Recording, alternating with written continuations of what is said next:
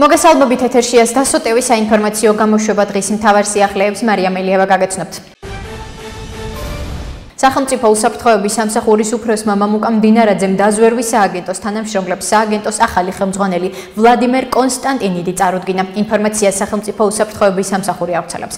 მამუკამ დინარაძემ მოადგილე ალექსანდრე მაისურაძესთან ერთად დაზვერვის სააგენტოს ხელმძღვანელ პირებთან შეხვედრისას პრიორიტეტული მიმართულებები განიხილა. ყურადღება გამახვილდა სააგენტოს საქმიანობის ეფექტიანობასა და შესაძლებლობების თვისებრივ გაძლიერებაზე. მამუკამ დინარაძემ დაზვერვის სააგენტოს მიმართ სრული მხარდაჭერა დაადასტურა. თითოეულ თანამშრომელს გაწეული სამსახურისთვის მადლობა გადაუხადა და სტრატეგიული მიზნების განხორციელებაში წარმატება უსურვა. ნათქვამია ინფორმაციაში.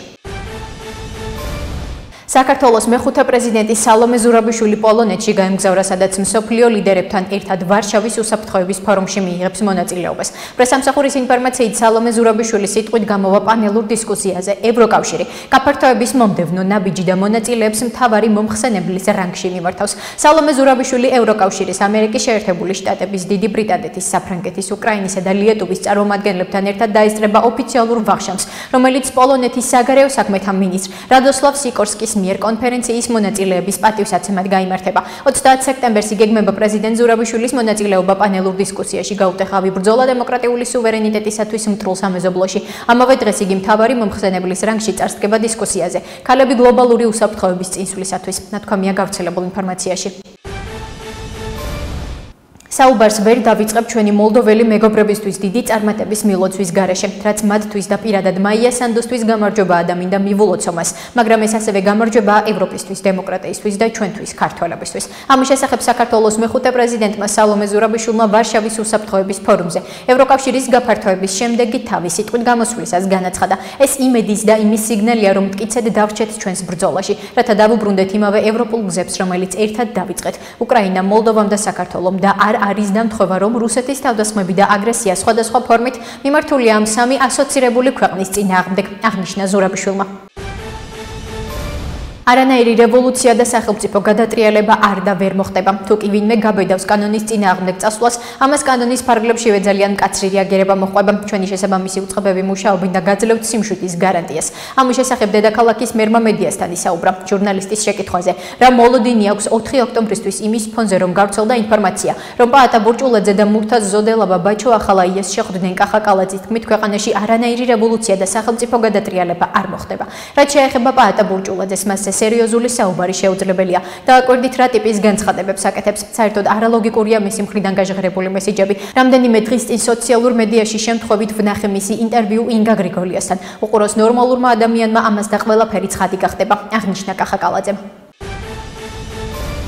კოალიცია ლელო ძლიერის საქართველოს აუდიო ჩანაწერს ასაჯაროებს, რითაც მათივე ინფორმაციით დასტურდება კოალიციის ერთ-ერთ მაჟორიტარობის კანდიდატზე ზეწოლის ძალადობის, მუქარის და მოსყიდვის მცდელობარის გამოც მან კანდიდატურა მოხსნა. როგორც ლელო ძლიერი საქართველოს და პარტია გახარია საქართველოსთვის მერობის საერთო კანდიდატმა ირაკლი კუპრაძემ ბრიფინგზე აღნიშნა, ლელო ძლიერის საქართველოს ყიზილაჯლოს მაჟორიტარობის კანდიდატზე ზეწოლა სუსისა და ადგილობრივი პოლიციელების ჩართულობით განხორციელდა. ამასთან ლელო ძლიერი საქართველოს მიერ გავრცელებულ ჩანაწერს ყიზილაჯლოს მაჟორიტარობის კანდიდატი საუბრობს, რომ მას კანდიდატურის მოხსნის სანაცვლოდ დაჰპირდნენ სამსახურის შენარჩუნებას, მათ შორის სამსახური ექნებოდა მაშინაც კი, როცა 4 ოქტომბრის შემდეგ მარტში ახალი საპარლამენტო არჩევნები დაინიშნებოდა. ცნობისთვის, ლელო ძლიერი საქართველოს ყულარის პირველი ქესალოს ყიზილაჯლოსა და ზესტაფონის მაჟორიტარობის კანდიდატებმა კანდიდატურა ქართული ოცნების სასარგებლოდ მოხსნეს. გარდა ამისა, კანდიდატურა მოხსნა ლელოს ბოლნისის მერობის კანდიდატმა. ჩვენს ქვეყანას მართავს მხოლოდ და მხოლოდ ქართველი ხალხი და არავინ სხვა. ეს უნდა გაიგოს ყველამ, როგორც ქვეყნის შიგნით, ისე გარეთ. ამის შესახებ პარტია ქართული ოცნება დემოკრატიული საქართველოს თბილისის მერობის კანდიდატმა, დედაქალაქის მოქმედმა მერმა კახაკალაძემ წინა საარჩევნო კამპანიის ფარგლებში გუდანის რაიონის მოსახლეობასთან შეხვედრაზე განაცხადა. კალაძემ მომრჩეველ საკრებულოს მაჟორიტარობის კანდიდატების მხარდაჭერისკენ მოუწოდა და აღნიშნა, რომ შემდეგი 4 წლის განმავლობაში მართველი გუნდის მიერ დაწყებული პროექტები გაგრძელდება, რაშიც გრძელვადიან მშვიდობას უდიდესი მნიშვნელობა ენიჭება. ქალაქის მერმა განაცხადა, რომ შემდეგი 4 წლის განმავლობაში აქტიურად უნდა გაგრძელდეს ინფრასტრუქტურის მოწესრიგება, საზოგადოებრივი ტრანსპორტის განახლება, საბავშვო ბაღების მშენებლობა, ჯანდაცვის პროექტები და სხვა. თბილისის სააპელაციო სასამართლომ დიდი ოდენობით საბიუჯეტო თანხების გაფლანგვის საქმეზე მსჯავრდებულების მიხეილ სააკაშვილისა და საქართველოს სახელმწიფო დაცვის სპეციალური სამსახურის ყოფილი უფროს თეიმურაზ ჯანაშიას მიმართ პირველი ინსტანციის სასამართლოს გადაწყვეტილება უცვლელი დატოვა. კერძოდ კი მოსამართლეთა პალატის მიერ უცვლელად დარჩა სააკაშვილისთვის მისჯილი 9 წლიანი თავისუფლების აღკვეთა და ასევე თეიმურაზ ჯანაშიასთვის მისჯილი 300,000 ლარიანი ჯარიმა. ცნობისთვის პროკურატურა ბრალდებულებს საბიუჯეტო თანხის დიდი ოდენობით 9 მილიონი ლარის ჯგუფურად გაფლანგვას ედავება. არანაირი ვადამდელი საპარლამენტო არჩევნები არ იგეგმება. ეს არის ტყუილი. ასე უპასუხა თბილისის მერმა ჟურნალისტის შეკითხვას იმის შესახებ, რომ ქართული ოცნების მხარდამჭერები რეგიონებში ადამიანებს ეუბნებიან, რომ ვადამდელი საპარლამენტო არჩევნები იგეგმება. კალაძის განმარტებით საპარლამენტო არჩევნები 2028 წლამდე არ იქნება. არანაირი ვადამდელი არჩევნები. არჩევნები მაშინ იქნება, როცა ამის დრო მოვა. 2028 წელს დაელოდეთ იქნება საპარლამენტო არჩევნები. გამოდის ის, რომ ავრცელებთ სიცრუეს, ფალსიფიკაციას. არანაირი მტკიცებულება არ გაქვთ. ძლიერი საქართველო და თქვენ ერთი ხართ არაფრით განსხვავდებით ერთმანეთისგან. ხართ რადიკალების წარმომადგენლები, უსამშობლო აგენტურები. არანაირი ვადამდელი საპარლამენტო არჩევნები არ იგეგმება. ეს არის ტყუილი სიცრუე. განაცხადა კახა კალაძემ.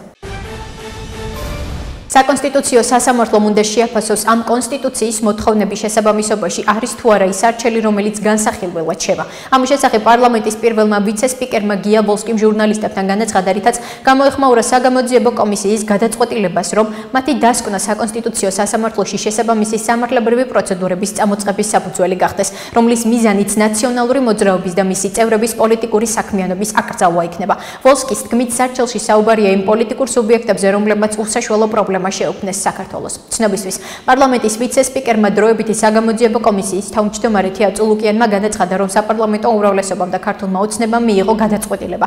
საგამოძიებო კომისიის დასკვნა გახდეს საფუძველი საკონსტიტუციო სასამართლოში შესაბამისი სამართლებრივი პროცედურების წამოწყებისა, რომლის მიზანიც იქნება ნაციონალური მოძრაობის და მისი წევრების პოლიტიკური საქმიანობის აკრძალვა. რაჭის ეროვნული პარკის ფართობი 4759 ჰექტრით იზრდება. პარლამენტს განსახილველად საკანონმდებლო ინიციატივა წარედგინა, რომლის მიხედვით ამბროლაურისა და ონის მუნიციპალიტეტებში 5 ბუნების ძეგლი, საკიშორის მღვიმის, შარეულას მღვიმის, უშოლთის მღვიმის, მურადის მღვიმის და კიდობანას მღვიმის ბუნების ძეგლები იქნება. მათ მართავს რაჭის ეროვნული პარკის ადმინისტრაცია. ასევე ამბროლაურის მუნიციპალიტეტში იქნება ამბროლაურის დაცული ლანდშაფტი 50240 ჰექტარზე, რომელსაც დელეგირებული უფლებამოსილების ფარგლებში ამბროლაურის მუნიციპალიტეტი მართავს. ცვლილებები რაჭის დაცული ტერიტორიების შექმნისა და მართვის შესახებ კანონში ხორციელდება. პროექტი დაცული ტერიტორიების სააგენტო მოამზადა და ის პარლამენტში უკვე ინიცირებულია. ლელო ძლიერი საქართველოსა და გახარია საქართველოსთვის თბილისის მერობის საერთო კანდიდატი ირაკლი კუპრაძე და ნაძალადების მაჟორიტარობის კანდიდატი ნიკა ჩერქეზიშვილი ავარიულ სახლებში მცხოვრებ მოსახლეობას შეხვდნენ. პრესამსახურის თანახმად ირაკლი კუპრაძე ადგილობრივებს დახბირდა, რომ მერად არჩევის შემთხვევაში ავარიული სახლების რეაბილიტაციის 1 მილიარდიანი პროექტი განხორციელდება, რომლის ფარგლებშიც 10,000 ავარიულ სახლს სრული რეაბილიტაცია ჩაუტარდება. ასკურავას ქუჩაზე მცხოვრები სოციალურად დაუცველი 30-მდე ოჯახი უმძიმეს პირობებშია. მცირეწლოვან ბავშვებთან ერთად სიცოცხლისთვის საშიშ პირობებში უწევთ ცხოვრება. ადგილობრივების განცხადებით მათ არაერთხელ მიმართეს კახა კალაძეს დახმარებისთვის, მაგრამ არავითარი რეაგირება არ მოჰყოლია. ნათქვამია ლელო ძლიერი საქართველოს მიერ გავრცელებულ ინფორმაციაში. ახლა კი გაგაცნობთ უცხოეთის სიახლეებს. პირველ რიგში გაფართოების პროცესი დამსახურებაზე უნდა იყოს დაფუძნებული, ამიტომ ის უნდა დაიყრდნოს ამ ქვეყნების მიერ გატარებულ რეფორმებს. ამის შესახებ საფრანგეთის მინისტრმა ევროპის საკითხებში ბენჟამინ ჰადადიმ ვარშავის უსაფრთხოების ფორუმზე ევროკავშირის გაფართოების შემდეგი თავი განაცხადა. მისი თქმით, რეფორმები უნდა გაგრძელდეს მიუხედავად იმისა, გაფართოების პროცესი წინ მიიწევს თუ არა. მისი თქმით, ევროკავშირმა უნდა გამოძებნოს გზები, რათა ზეწოლა მოახდინოს უნგრეთზე და იმ ქვეყნებზე, რომლებიც გაფართოების პროცესს ხელს უშლიან. მოლდოვის მომავალი ევროპაშია. ამ ისტორიული წინგადადგმული ნაბიჯით მოლდოველმა ხალხმა დემოკრატიის, იმედისა და შესაძლებლობების გზა აირჩია. მათ ევროპა აირჩიეს. ასე ეხმაურება ევროპარლამენტის პრეზიდენტი რობერტა მეცოლა მოლდოვაში ჩატარებული საპარლამენტო არჩევნების წინასწარ შედეგებს. ევროპა მოლდოვა ევროპაა, წერს რობერტა მეცოლა. ცნობისთვის, მოლდოვის ცენტრალური საარჩევნო კომისიის ინფორმაციით ხმების 99%-ის დათვლის შედეგად საპარლამენტო არჩევნებში მოლდოვის მმართველი მოქმედებისა და სოლიდარობის პარტია ხმათა 50%-ით ლიდერობს.